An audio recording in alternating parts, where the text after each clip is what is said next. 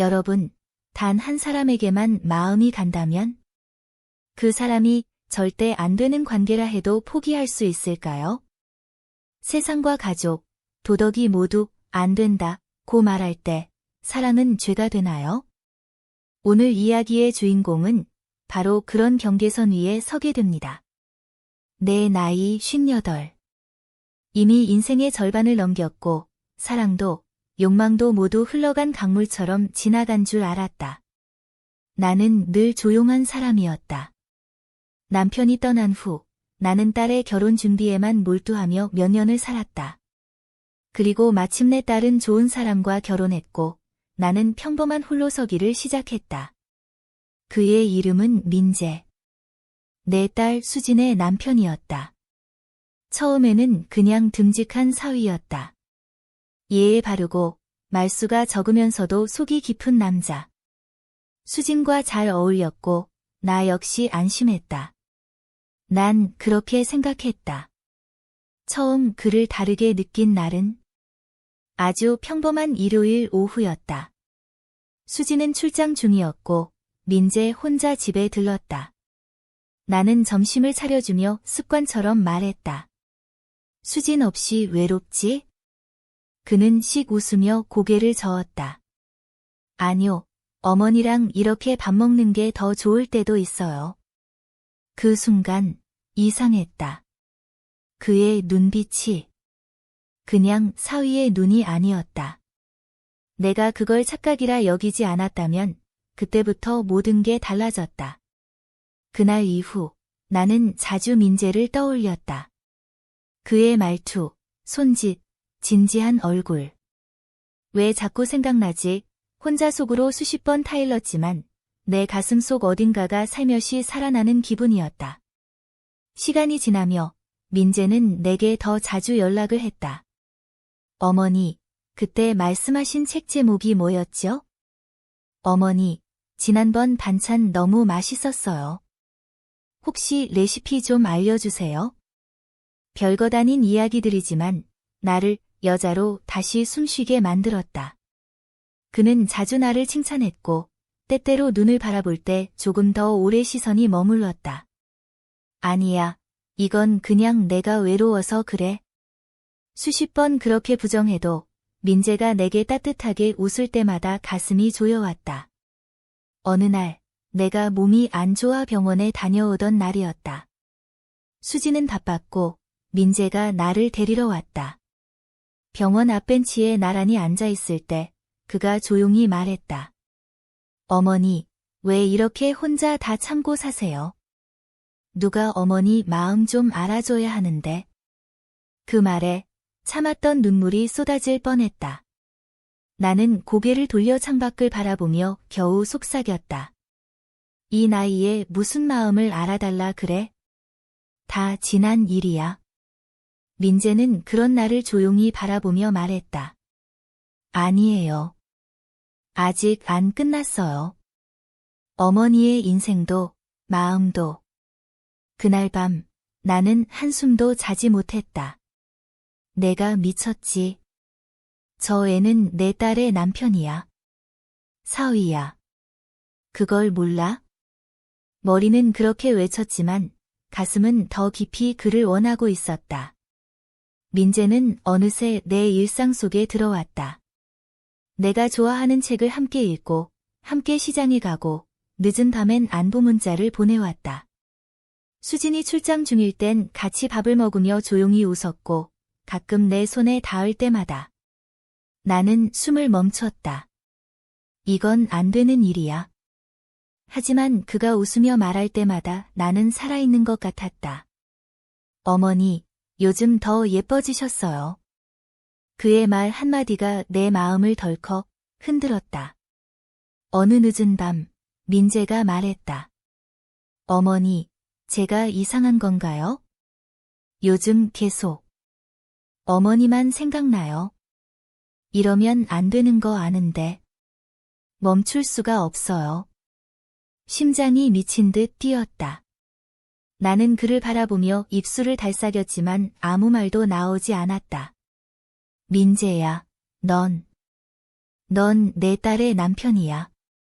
그는 조용히 말했다. 그것만 아니었다면? 어머니를 사랑했을 거예요. 아니, 어쩌면 이미. 그 순간 공기가 멎었다. 나는 조용히 눈을 감았다. 이제 도망칠 수 있을까? 그날 이후로 나는 민재를 피하려 했다. 전화가 오면 일부러 늦게 받았고 문자가 와도 짧게 답했다. 마음이 흔들릴수록 거리를 둬야 한다고 스스로를 다그쳤다. 나는 어머니였고 그는 사위였다. 이 관계에는 이름이 붙어 있었고 그 이름은 절대 넘지 말아야 할 선이었다. 하지만 마음이라는 것은 금을 긋는다고 멈추지 않았다. 아침에 눈을 뜨면 가장 먼저 떠오르는 얼굴이 민재였고 하루 종일 그의 말투 하나, 표정 하나가 머릿속을 떠나지 않았다.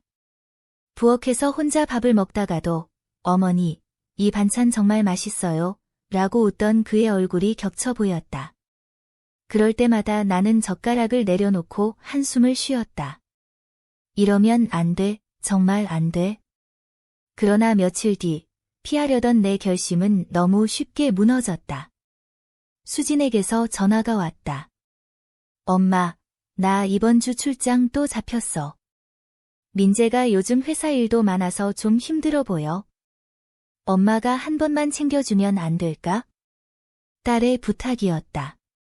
거절할 수 없었다. 아니, 솔직히 말하면 거절하고 싶지 않았다. 그날 저녁, 민재는 우리 집에 왔다. 문을 열자마자 보이는 그의 얼굴이 유난히 피곤해 보였다. 넥타이를 느슨하게 풀고 어깨가 축 처진 채 서 있는 모습에 나도 모르게 가슴이 아팠다. 많이 힘들었구나. 내 말에 그는 잠시 고개를 숙였다가 조용히 웃었다. 어머니 목소리 들으니까 좀 괜찮아지네요. 우리는 식탁에 마주 앉았다.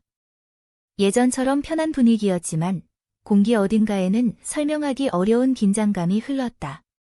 숟가락이 그릇에 닿는 소리마저 크게 들렸다. 식사가 끝나고 나는 차를 내왔다. 민재는 컵을 두 손으로 감싸 쥐고 한참 말이 없었다. 그러다 조심스럽게 입을 열었다. 어머니, 저 요즘 많이 혼란스러워요. 나는 아무 말도 하지 않고 그를 바라봤다. 그의 눈은 흔들리고 있었다. 수진이랑 잘 지내고 있는데도 마음 한구석이 계속 비어있는 느낌이에요. 그게 왜 그런지, 누구 때문인지 알 것 같으면서도 무서워서 인정하기 싫어요.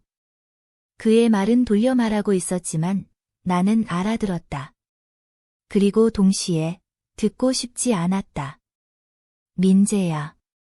나는 최대한 차분하게 말했다. 그건 그냥 내가 요즘 많이 지쳐서 그래. 회사 일도 많고 수진도 자주 집을 비우고. 그는 고개를 저었다. 아니에요. 어머니도 느끼고 계시잖아요. 그 말에 심장이 내려앉았다. 그날 밤 민재가 돌아간 뒤에도 나는 한참을 거실에 앉아 있었다. 불을 끄지 못한 채 어둠 속에서 스스로에게 물었다. 나는 왜 이렇게 흔들리는 걸까? 외로워서? 나이가 들어서? 아니면 정말로? 내 인생은 늘 역할로 가득했다. 누군가의 아내, 누군가의 엄마. 그 역할을 잘 해내는 것이 전부였다. 하지만 민재는 나를 역할이 아닌 사람으로 바라보고 있었다. 여자로, 감정을 가진 존재로. 그 사실이 나를 무섭게 만들었다. 며칠 뒤, 우연히 캠퍼스 근처에서 민재를 마주쳤다. 그는 회의가 일찍 끝났다며 혼자 커피를 마시고 있었다. 그냥 지나칠 수도 있었지만 우리의 시선이 마주쳤다. 그 순간 발이 멈췄다. 어머니. 그의 한마디에 이미 모든 방어선은 무너지고 있었다. 우리는 조용한 카페 구석에 앉았다. 말은 많지 않았다. 하지만 침묵은 오히려 더 많은 것을 말하고 있었다. 커피잔 위로 손이 스칠듯 말듯한 거리, 서로를 향해 기울어진 몸. 민재가 낮은 목소리로 말했다. 어머니, 어머니한테만은 솔직해지고 싶어요. 나는 그를 바라보다가 결국 시선을 떨궜다. 솔직해지면 안 되는 관계도 있어. 그럼 어머니는요? 그의 질문이 날카롭게 꽂혔다. 어머니 마음은 정말 아무것도 아니에요? 그 질문 앞에서 나는 처음으로 도망치지 못했다. 대답하지 못한 채 고개를 숙였고 그 침묵이 모든 것을 말해주고 있었다. 집으로 돌아오는 길, 나는 깨달았다. 이미 선은 넘지 않았지만 선 위에 서 있다는 것 자체가 위험하다는 것을. 이 감정은 점점 더 커지고 있었다. 숨길수록, 부정할수록 더 또렷해졌다. 그리고 언젠가는 선택해야 할 순간이 올 것이다. 완전히 돌아서든지 아니면 모든 것을 잃을 각오를 하든지. 그날 밤 침대에 누워 천장을 보며 생각했다. 나는 과연 끝까지 외면할 수 있을까? 아니면 이미 늦어버린 걸까? 며칠 후 수진이 출장에서 돌아왔다. 오랜만에 집안에 밝은 목소리가 가득했다. 수진은 환하게 웃으며 내게 안겼다. 엄마, 나 없는 사이에 민재한테 밥 좀 챙겨줬어? 나는 웃으며 고개를 끄덕였지만 가슴이 불편하게 조여왔다. 민재는 조용히 미소 지었고 그 눈빛에는 말하지 못한 감정이 스며 있었다. 그리고 수진은 아주 미묘한 눈초리로 우리 둘을 번갈아 바라보았다. 그건 분명 어딘가 이상하다고 느끼는 사람의 시선이었다. 우리는 셋이 함께 저녁을 먹었다. 식탁에선 평소처럼 담백한 대화가 오갔지만 나는 젓가락을 들고도 손끝이 떨렸다. 수지는 평소와 달리 내게 이런저런 이야기를 많이 했다. 일 얘기, 친구 얘기, 미래 계획까지. 하지만 그 모든 말들 사이로 나는 느낄 수 있었다. 그녀는 무언가를 의심하고 있었다. 식사가 끝난 후 수지는 설거지를 하겠다며 나를 소파에 앉히고 민재에게 커피를 부탁했다. 나는 민재가 부엌으로 향하자 조용히 안도의 숨을 쉬었지만 그 순간 수진이 나에게 등을 돌린 채 물었다. 엄마, 요즘 민재 어때? 뭔가 좀 달라졌지 않아? 그 질문은 무심한 듯 던져졌지만 내 심장은 그 자리에서 쿵 하고 내려앉았다. 달라졌다는 게 무슨 말이야? 나는 가능한 태연하게 물었다. 수지는 어깨를 으쓱이며 말했다. 글쎄, 요즘 엄마한테 더 신경 쓰는 것 같아서 그냥 느낌이야. 나는 억지로 웃으며 말했다. 내가 없으니까 그런 거지. 혼자서 밥도 잘 안 챙겨 먹는다며? 그렇겠지. 수지는 고개를 끄덕였지만 눈빛은 여전히 무거웠다. 그날 밤 나는 잠이 오지 않았다. 수진의 말은 내 내면 깊숙한 곳에 불안을 일으켰다. 민재를 향한 감정을 들키는 건 딸에게 칼을 쥐어주는 것이나 마찬가지였다. 그러나 가장 괴로웠던 건 내가 아직도 민재를 향한 감정을 멈추지 못하고 있다는 사실이었다. 그 감정은 이미 자라났고 이제 뿌리를 내려버렸다. 억누르려 할수록 그의 말투 하나에 설레고 눈빛 하나에 가슴이 뛰었다. 이런 나 자신이 싫고 무서웠다. 며칠 뒤 대학 캠퍼스에서 조별 과제가 있었다. 나는 젊은 학생들과 함께 발표를 준비하며 나름대로 열심히 적응하고 있었다. 그런데 그날 발표가 끝난 후 건물 밖으로 나가려던 내 앞에 민재가 서 있었다. 수진에게 말도 하지 않고 깜짝 방문을 한 것이다. 어머니, 발표 너무 잘 들었어요. 일부러 찾아왔어요. 그의 말에 가슴이 또 다시 두근거렸다. 여기까지 왜 왔어? 수지는 알아? 나는 당황스레 물었지만 그는 조용히 웃으며 고개를 저었다. 그냥. 오늘은 어머니 얼굴 보고 싶었어요. 아무 이유 없이. 그 순간 모든 게 멈춘 듯 했다. 학생들이 오가는 캠퍼스 복도, 가을 햇살, 그리고 우리 둘만의 공기. 그는 내 손을 잡았다.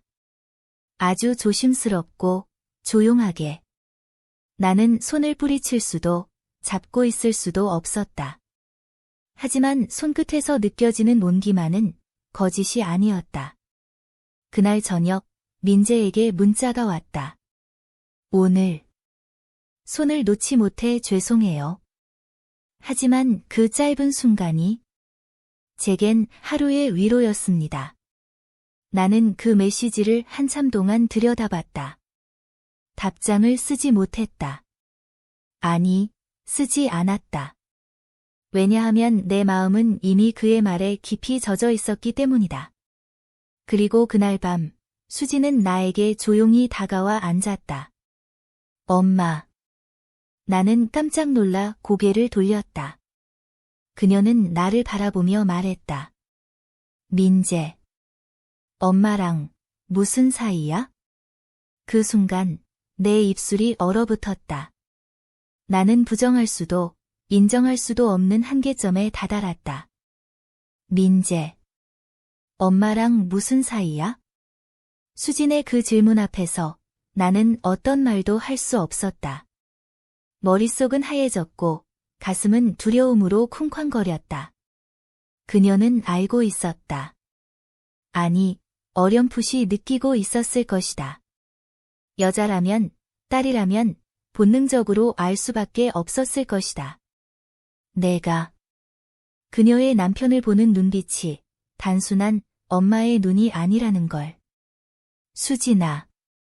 나는 떨리는 목소리로 입을 열었다. 엄마가. 미안해. 말로 다 설명할 수 없지만 나도 어쩌지 못했어. 수지는 잠시 아무 말이 없었다. 그러더니 조용히 일어나 방 안으로 들어가 문을 닫았다. 그 문이 닫히는 소리가 내 심장에 쾅 하고 박혔다. 나는 소파에 그대로 주저앉았다. 모든 게 끝난 것 같았다. 그날 밤 민재에게 연락하지 않았다. 그도 알고 있었을 것이다. 수진이 느꼈다는 것을. 그리고 우리가 너무 오래 그 선 위에 머물렀다는 것을. 하지만 다음 날 민재가 먼저 연락해왔다. 어머니. 아니, 이젠 뭐라 불러야 할지도 모르겠네요. 수진이 알게 됐어요.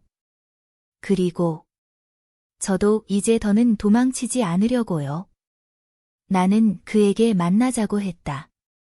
그리고 오래도록 우리 둘이 자주 앉았던 공원 벤치에서 그를 기다렸다. 바람이 차가워졌고 마음은 더욱 떨렸다. 민재가 도착했다. 그의 얼굴은 지쳐 있었지만 눈빛은 흔들리지 않았다. 정말 끝까지 갈 수 있을 것 같아? 나는 그에게 물었다. 수진을 상처 주고 가족을 부수고 우리 삶을 전부 바꿀 준비가 됐다는 거야? 민재는 조용히 고개를 끄덕였다. 어머니와 함께하는 삶이라면 그 모든 책임을 감당할 수 있어요. 그 순간 나는 그가 어른이 되었다는 걸 느꼈다. 내 딸의 남편이 아닌 별표 한 사람의 남자 별표로서 서 있다는 걸. 며칠 후 나는 수진과 마주 앉았다. 그녀는 말없이 나를 바라보았다.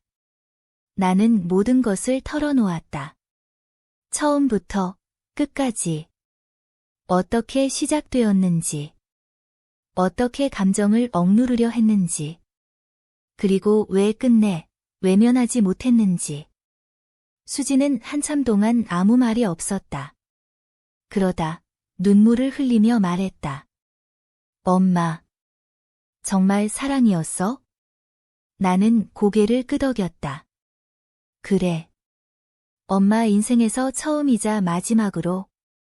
나 자신으로 사랑한 사람이었어. 수지는 두 손으로 얼굴을 가렸다. 많이 아프다. 근데 이상하게 이해가 돼. 엄마가 얼마나 오랫동안 외로웠는지도 알고 민재가 얼마나 따뜻한 사람인지도 알아서 더 아파. 나는 그녀의 손을 조심히 잡았다. 미안해. 하지만 이제라도 엄마 인생을 살아보고 싶어. 그녀는 잠시 눈을 감고 다시 떴다. 그럼 부디 진심으로 살아. 누구도 속이지 말고 떳떳하게. 그 이후 가족은 완전히 새로운 형태로 재정립되었다. 수지는 민재와 이혼을 선택했고 조용히 다른 도시로 떠났다. 그리고 나와 민재는 모든 시선을 감당하며 함께 걷기 시작했다. 캠퍼스에서는 조용한 소문이 돌았지만 어느 누구도 우리의 감정을 알 수는 없었다. 우리는 한 계절씩 조심스럽게 함께 살아갔다. 같이 책을 읽고 카페에서 발표 준비를 하고 저녁이면 나란히 산책을 했다. 그 모든 시간이 마치 두 번째 인생처럼 느껴졌다. 어느 날 동네 아주머니가 말했다. 요즘 얼굴이 환해지셨어요. 뭔가 좋은 일 있으신가 봐요? 나는 조용히 웃으며 대답했다. 그냥 이제야 진짜 나로 사는 것 같아서요. 민재는 그 옆에서 미소 지었다. 봄이 왔다. 처음 민재를 다르게 보기 시작했던 바로 그 계절이 다시 돌아왔다. 우리는 함께 벚꽃길을 걸으며 말했다. 늦게 시작된 사랑이지만 그래서 더 간절하고 소중한 것 같아요. 나는 고개를 끄덕이며 대답했다. 이제야 알겠어. 사랑이 죄가 아니라는 걸. 진심은 어떤 금기도 이길 수 있다는 걸. 인생은 한 번뿐이지만 그 안에는 두 번째 봄이 숨어 있습니다. 누군가에겐 너무 늦은 사랑일 수 있지만 진심이라면 그 어떤 금기도 넘어설 수 있습니다. 이야기를 끝까지 함께 해주셔서 감사합니다.